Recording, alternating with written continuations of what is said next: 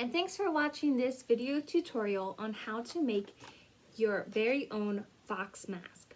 I am Miss Sarah from Oxford Library, and if you haven't already signed up for this program that you can do at your own time at home, there's still plenty of time to go ahead, sign up, pick up a kit with all materials provided, and watch our video and see what to do. This is a lot simpler than it looks.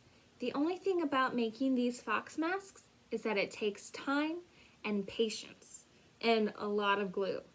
So I will say something that you've noticed in my video is that I used a glue stick for this particular mask. I have made this mask before multiple different ways, and I will say that using liquid glue and really spreading it out works the best.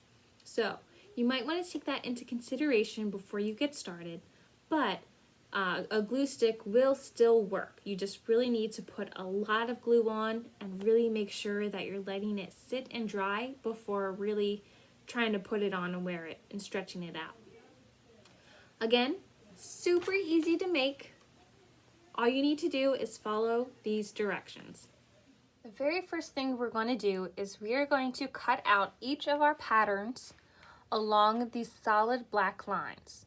So you'll notice there are dotted black lines here and here, two different kind of lines, but we're only going to focus on the solid black ones and cut out on both pages. So I wanted to point out on page number 1 with 1, 2, 3 that on pattern number 2 there is solid black lines right here as well. So you're still going to cut these out even though it looks like it's in the pattern itself, because that's where your eyes are going to be. So you need to cut that out so you can see through your mask. So let's go ahead and cut out our shapes and see what the next step is.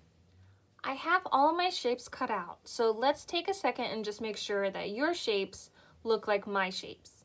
If they don't, it's always okay to have to tape things back together or maybe cut out parts that you missed, but make sure that in between each tab where there was a little triangle to cut out, that you did cut those out, as well as the eyes. And let's double check page 2 and make sure that your shapes or your patterns look like mine. So we've cut out all of our patterns and they all look like mine. So our next step is we are going to score our dotted lines for each pattern so that way when we fold, our folds will look nice and neat.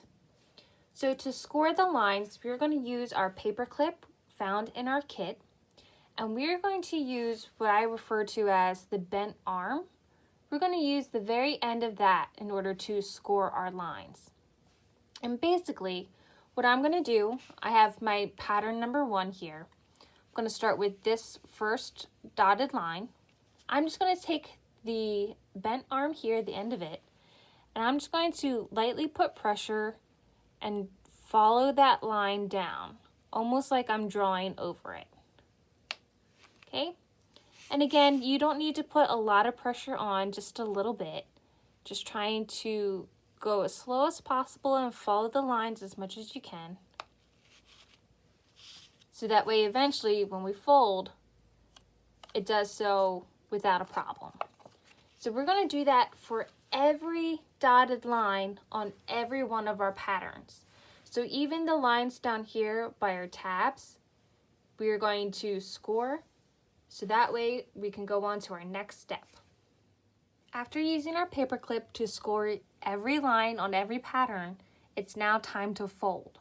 So I'm going to show you pattern 4 because it has a nice example of the different kinds of lines that we're going to fold on. So you'll see here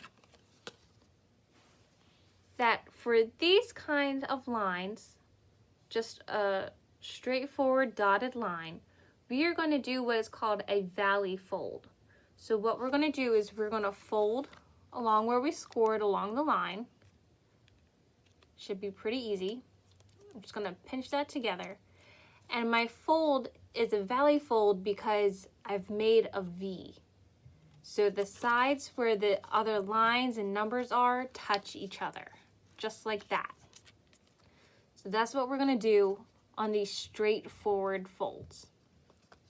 On these other dotted lines, where there's a long line, then a short line, long line, short line, those are going to be what we call mountain folds. So to do that, I'm going to fold along the line. Again, should be pretty easy since we scored it. And I'm going to do that. So that way it makes a mountain shape, and my blank side is the one that's touching. So I have a mountain and a valley. So let's show you again on this side over here. For a straightforward dotted line, we're going to make valley folds. So our side with our numbers and our lines touch each other, pointing it inwards. For our other dotted lines, short, long, we're going to do a mountain fold, right? Just like that. So we're not only going to do our long dotted lines in the patterns, but also for all of the tab lines as well, for our tabs. So these are all just straightforward dotted lines. So I'm just going to go ahead and make each of these on pattern for a valley fold. So let's go ahead and fold for each of our patterns, 1 through 9. Once we have all of our patterns folded, our next step is to glue our tabs together, so that way it starts to make our mask. So what I'm going to do is, for pattern number 1, I'm going to pay attention to the numbers that are along these tabs here. So I see 13, 8, and 7. And I just happen to know that on pattern number 2, I see 13, 8, and 7 on these sides here. So I'm going to, before I put any glue, I'm going to figure out how I'm going to glue this so that way I don't see any tabs on the outside of my mask. We want all tabs, all numbers, all dotted lines to stay on the back, so that way our mask on the front looks nice and professional. So I noticed that if I'm going to glue so I don't see any tabs, it's not that I'm putting tabs here where I can see the number, but actually on the back here. So let me grab my glue stick, or maybe you're using liquid glue, either one is fine. But on 13, 8, and 7, I'm going to glue right here on the tabs. Oops, sorry. I'm just going to do these first 3. And then I'm going to match them up, 13s with 13, 8, and 7. And I'm going to glue them on the side here, making sure that each bend is lined up. So this is why I personally like to do just a few at a time, so that way I can make sure that everything is going where it needs to go.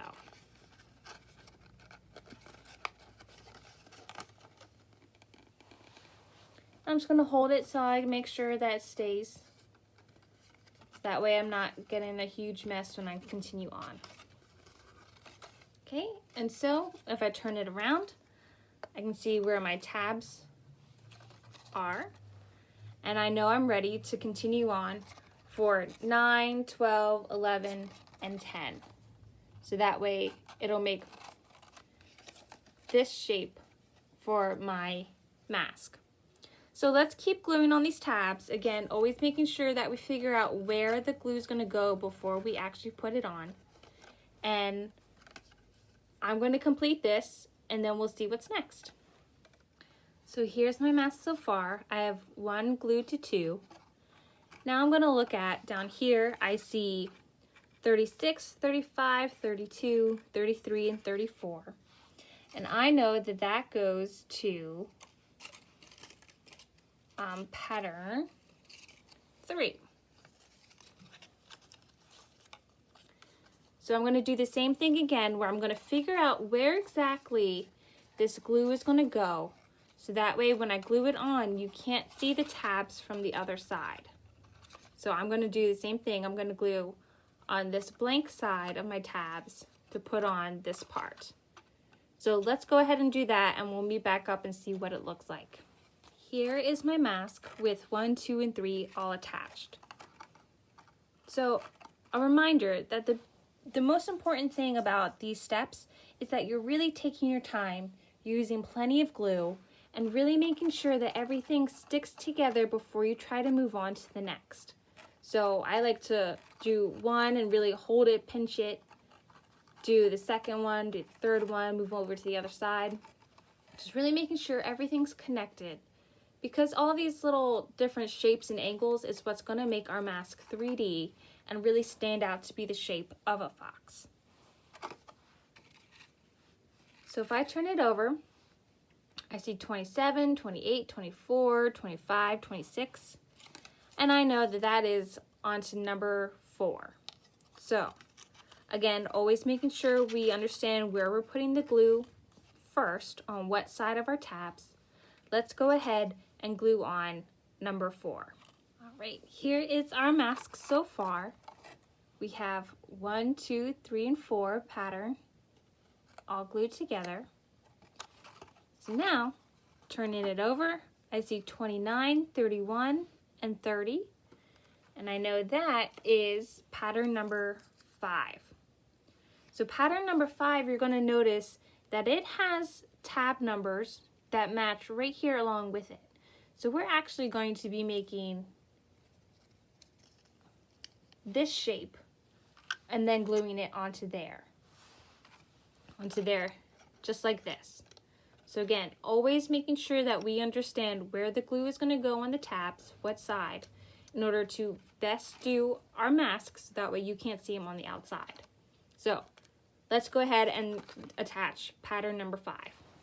And now here is our mask so far. 1, 2, 3, 4, and 5 all attached. So as you can see, that's our fox's nose. We have our fox's eyes. The only thing left to attach are our fox's ears. So I'm going to set this aside, and I'm going to bring over patterns 6 through 9. Now I can see here on number 6, 17, 16, 15, 14. And I see that on pattern 7. So with this, we want to make sure that our fox's ears are kind of curved inward, like they would be in normal life, right? We don't want to have our fox's ears backwards like this to where you can see the numbers. So that means we need to do the same here. So we're going to put glue here on the front side of our tabs and line them up along here for our ears. So let's go ahead and do that for both patterns 6 and 7, as well as 8 and 9. So here we have our ears, and the only thing left to do now is to attach our ears onto our fox. So right over here, again, we're going to use our matching numbers. So I need numbers on this side, 4, 23, and 3. So I know that's my 8 and 9. And again, always making sure first we check what side we have to glue. So I'm going to put glue on my blank sides here, and then glue both my ears on where they belong. So let's go ahead and do that, and then we'll meet back up for our next step. And here is our fox mask with our ears attached, our nose, our snout, and everything. Pretty cool, right? So now we're going to just make sure that all of the glue has completely dried. So we want to make sure we're not messing around with it too much until we know that nothing's really going to fall off from our glue. Once our glue is completely dried, the next step is to now, if you want, color in your mask. So I always say to leave coloring to this last step, because now you know where exactly each part of the face, the pattern makes up. And if you wanted to give it specific colors, like maybe the snout has some white in it, or maybe it's all just one color, that's okay. It can be whatever you'd like. And because we've let the glue dry, we know that it's not gonna break if we use markers or crowns or paint or anything like that. For the sake of time for this video, I'm not gonna go ahead and color mine in. I'm just gonna leave mine white and show you what the very last step of our mask making is. The last step of our mask is to add on our mask band. So that is this little stretchy piece of string that was provided in your kit. And what we're going to do is we're going to turn it around, making sure, of course, that if you painted or colored or anything, that you've left it to completely dry. We don't want any of it rubbing off or getting smeared. But on the back, we see on our pattern number 1, these holes right here, or these circles, I'm sorry. We're going to make them into holes. So I'm personally going to use a hole punch, but if you don't have one available, you can also just use your scissors or any sharp object with a parent's help to create these into holes. So I'm just going to go ahead and do one, do the other. So when I have these holes, I'm going to go ahead and insert my band. So I'm going to stick the metal piece through, lay the metal piece flat against the side like that, and do the exact same thing over here on my other side. Through here, lay it flat. Oops, this part came out. But now I'm able to stretch it out. Ooh, stretch it out against my face. My glue over here didn't dry completely, and that's why we let it sit. But otherwise, here is your fox mask. And that's it. You've made your fox mask. I hope that you guys had fun and that it wasn't too frustrating and that you're able to wear your mask for however long you'd like. These are going to look really cool, especially when you decorate them and color them with however you'd like to make it a unique fox for you. If you have any questions or concerns, always feel free to reach out to me here at the library. Give us a call at 610-932-9625. Otherwise, I hope to see you at the library.